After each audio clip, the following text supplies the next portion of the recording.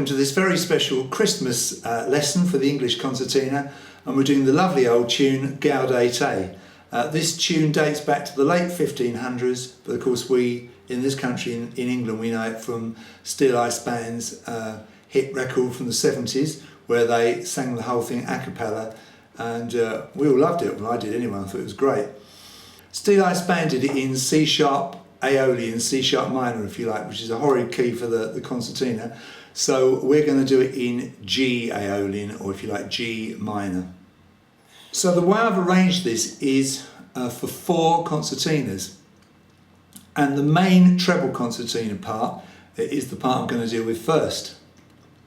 So we're in G Aeolian, so we've got a B flat and an E flat on the left hand side here. So the B flat is there and E flat is there on the lowest row.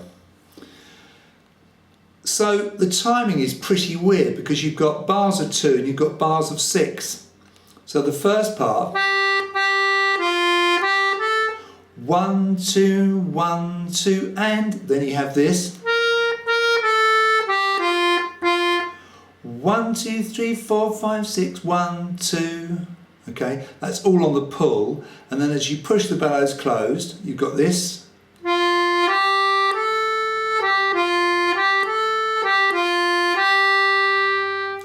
So on the first part, G, G, F, G, A, 1, 2, 1, 2, and then you have 1, 2, 3, 4, 5, 6, B flat, A, G, 1, 2, 3, 4, 5, 6, 1, 2. Okay, and that's for the 2 Fs there, and as you close the bellows, push them closed. 1, 2, 1, 2, and 1, 2, 3, 4, 5, 6, 1, 2, 1, 2, 1, 2, and 1, 2, 3, 4, 5, 6, 1, 2, 1, 2, 1, 2, and 1, 2, 3, 4, 5, 6, 1, 2. It's pretty hard to count. Hopefully you'll know the tune well enough that you won't even need to count it. But if you want to understand the counting, that tablature will help you. So that is the main tune in the chorus. Now the verse is a solo. As I said, the chorus is a 4-part harmony, but the verse is just a solo voice, a solo concertina. Luckily in the verse the timing is very straightforward. It is simply 1 and 2 and 3 and 4, 1 and 2 and 3, 4, 1 and 2 and 3 and 4, 1 and 2 and 3, 4. So simply counting in 4s. And you have this.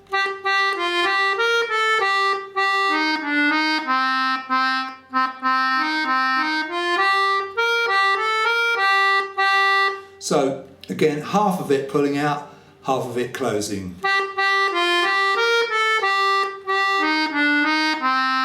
So all of that pulling out and then closing.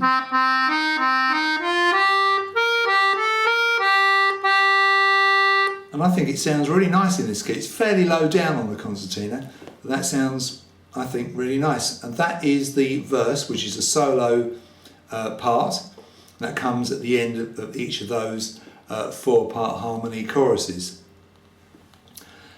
So that is the main concertina part, and if you learn that you can play that as a little solo, and that sounds great, I think.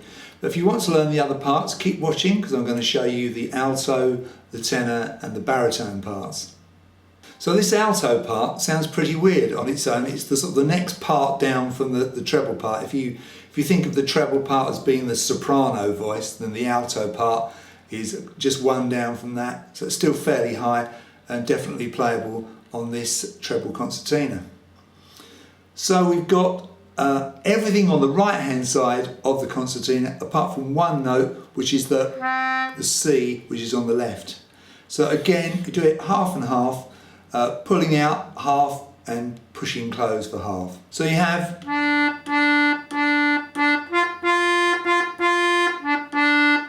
just 2 notes there. As I say, that's pulling out.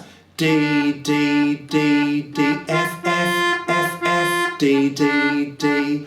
1, 2, 1, 2, and 1, 2, 3, 4, 5, 6, 1, 2. And then to close,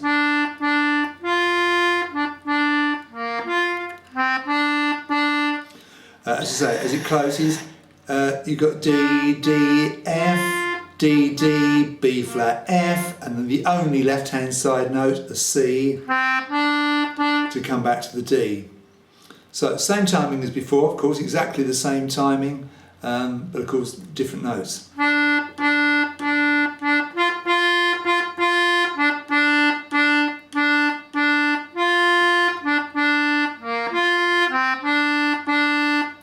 And that is the alto part. As I say, it sounds pretty strange on its own, but mixed in with the other parts, it sounds fantastic, I think. And don't forget, there's nothing to stop you playing the tune each time it crops up. So you could, if you're playing the alto part, when it gets to the verse, just play the tune along with the other concertina. So you could have 4 concertinas in unison on that verse. That would sound great. Now the 2 parts that sound best together, so if you've only got 2 of you, or you want to record one part and play along with it, the 2 parts that work best together are the first part that I did, which was the treble part, and the part that I'm about to do now, which is the tenor part, which is a little bit lower down. Now I'm very lucky because I've got this bottom F, which I need here. If you haven't got this bottom F, and the chances are you may not have it, because if you have a normal treble concertina, it probably won't go down that far. You would need a tenor concertina that does go down to the F. But I'm lucky on this Marcus English concertina, I've got the F, which I've had swapped over to the left hand side. Originally it was on the right hand side, but I had it swapped over to the left. So it's pretty low down on this treble concertina. So let's see what we've got. So this is the chorus, so same timing, it's the bars of 2s and the bars of 6. It's a little bit strange, and this is what it sounds like.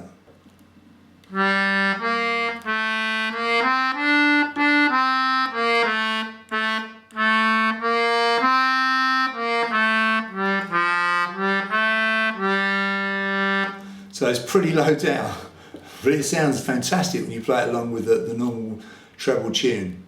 So what have we got? Well, we've got low G and B flat on the right hand side, low A on the left hand side, back to the B flat on the right, and up to the middle C on the left.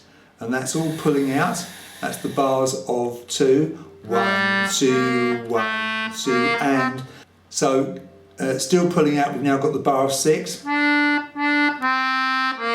D, D, C, B flat, and then you've got A, still pulling out.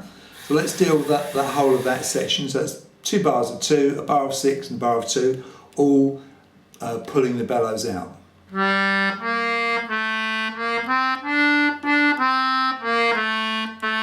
So the bellows are out, and now we're going to push close as we play the next bit.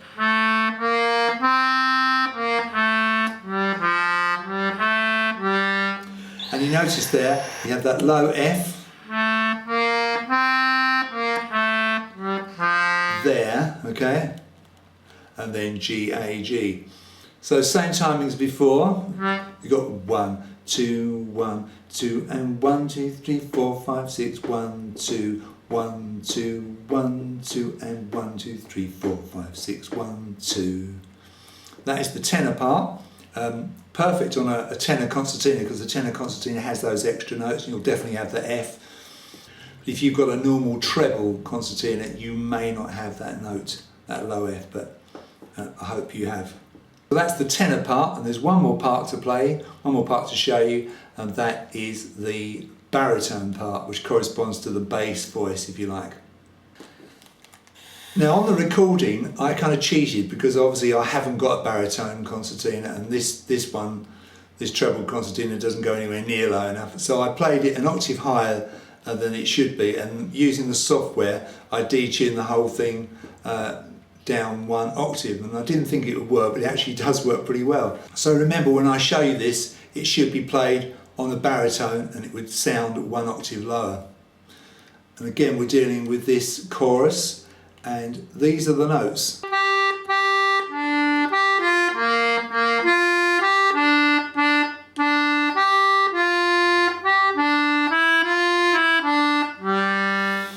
Now in that you've got an E natural, and remember that I said earlier that you've got an E flat, but the flat is naturalised in this part, in this baritone part, this bass voice part.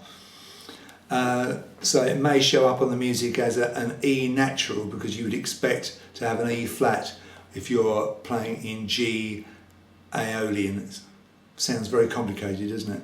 But it's a really nice part, this. I love this part. And as I say, it actually should be an octave lower than this. So same thing, 2 bars of 2, a bar of 6 and a bar of 2 to pull out. So here's your sort of pulling out bit. You've got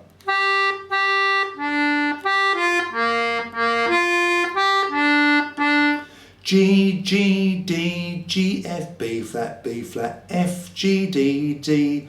1, 2, 1, 2, and 1, 2, 3, 4, 5, 6, 1, 2. That's all pulling out. And then pushing the bellows close, you've got this.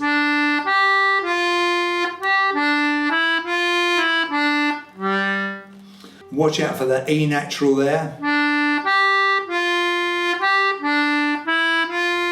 There, see? Either side of that F, and you end on D, G, both on the same row on the right hand side of the concertina. So that is the baritone part.